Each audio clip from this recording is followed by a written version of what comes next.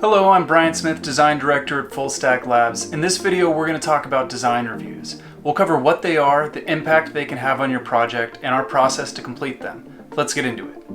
We often get asked by our clients, what's wrong with our app, and how can we make our app look better, work better, and ensure our users are happy? The truth is that most of the time, making minor enhancements to the UI or UX can drastically improve the overall quality of the app. But when you've been working on building an app for long enough, it's hard to see what those enhancements should be because you've been so focused on the functionality. That's when a design review can make a big impact. A design review is a process where a design expert on our team goes through your live app or the designs to analyze what's working and what's not. The designer will thoroughly review every nook and cranny of the app to uncover edge cases, enhance the UI, improve the layout, discover navigation issues, find gaps in the UX, and polish the details. Most of what comes out of a design review are findings that will help you align your app with the industry standards that users expect. By following the advice that's provided, you can expect an increase in the app's visual appearance and usability. In order for us to conduct a design review, we need to have access to the app either as it is in production or on a staging server if it's not yet publicly available. In some cases, you may also have accompanying mock-ups or a prototype created by a designer. If you have those, you should include them as well, so that we can compare the intent of the original designs with what was built by your developers. Additionally, you should come into a design review with some goals. Is there a particular key workflow that users are struggling with? Is the app not representing your brand as well as you'd hope? Or does the whole app need a thorough review? Giving our team some direction on what you would expect to get out of the review will help guide our team's efforts. This is the standard process we follow when conducting a design review.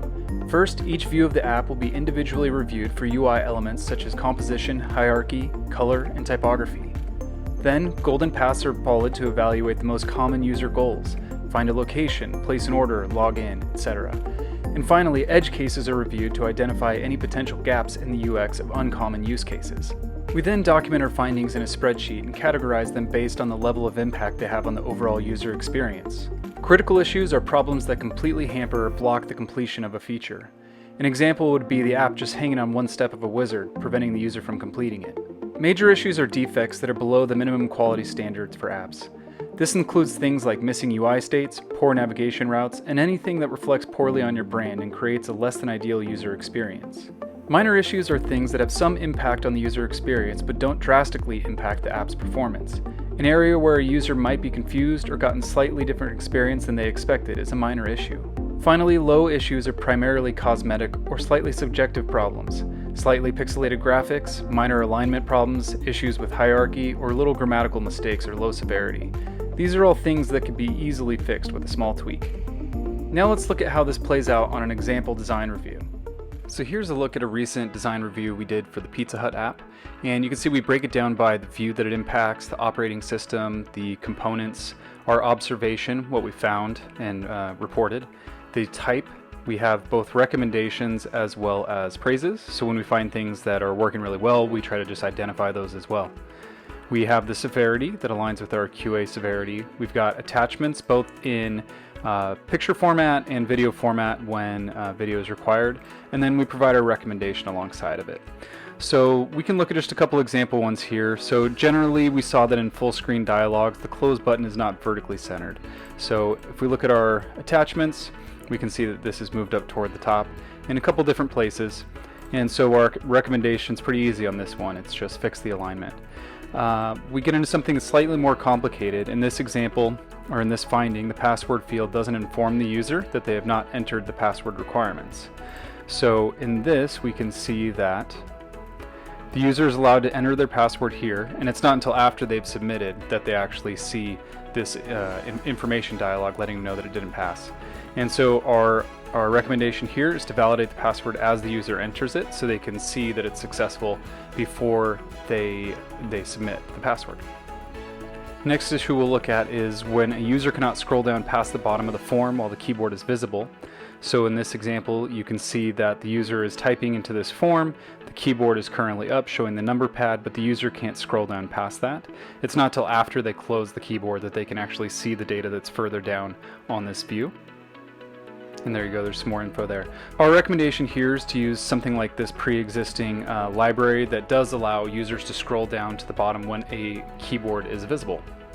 This next one is one that we see quite often. So in this dialog, the user can access the full website through the hamburger menu. This is because they've got an embedded web view, And there's nothing wrong with having the embedded web view, but you can see in this example that with that embedded web view, a user can go from just initially requesting to contact the company to actually seeing the entire website and interacting with the site, even placing orders through this. And that's not what you want users to do. So our recommendation is to actually hide the menu component on this web view so the user can just stay focused on that contact piece and not get lost in the rest of the website.